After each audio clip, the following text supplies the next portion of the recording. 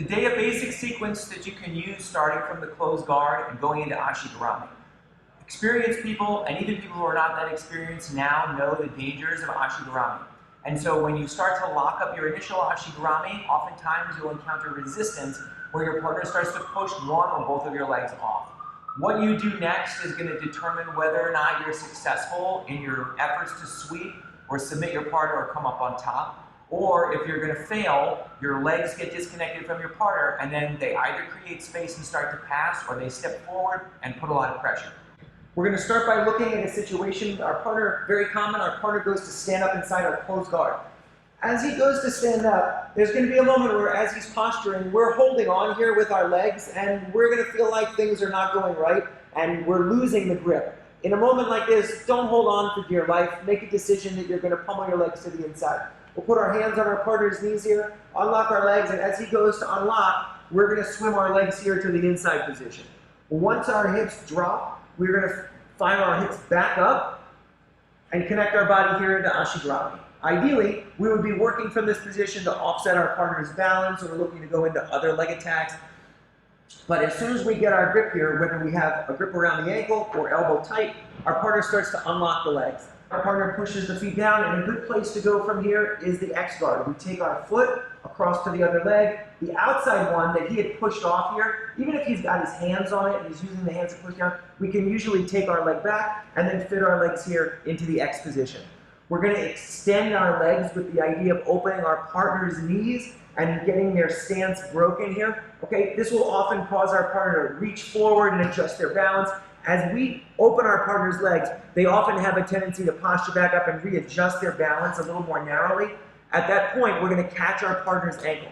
So we have control over one leg, now we have control over the other leg.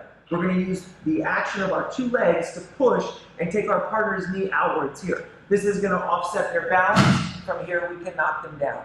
When you go to get up, don't just let go of your partner's legs. You can keep the bottom leg and the top leg, or you can keep the top leg, put a foot inside, separate, put a hand on the mat. As he goes to get up, he finds that his legs are split, we can rise, and then from here, we can begin to pass. The second scenario takes place a lot like the first. Your partner stands up in your closed guard. Here, put your hands on the knees. We're going to pummel legs to the inside proactively, draw our body through, and lock up Ashi Garami. Again, we find a partner who understands what they're supposed to do. They push this foot up off of the hip here.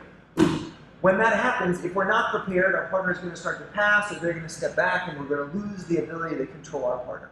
Okay, so as we see our partner knocking this foot off, we're going to put this foot on the mat, we're going to bump and take our partner forward to get their hands down to the floor here.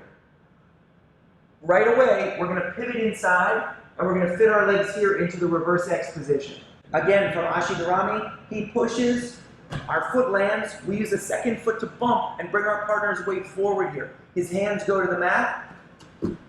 We take our 2 feet into reverse X. That means our right leg is on top, our left leg is on the bottom. Now we can draw our 2 knees to our chest, lift that back leg up, catch it with our hand, settle our partner down into a species of double trouble, and we're ready to begin to attack from here. We can separate our partner's legs, go to work on the top one or the bottom one.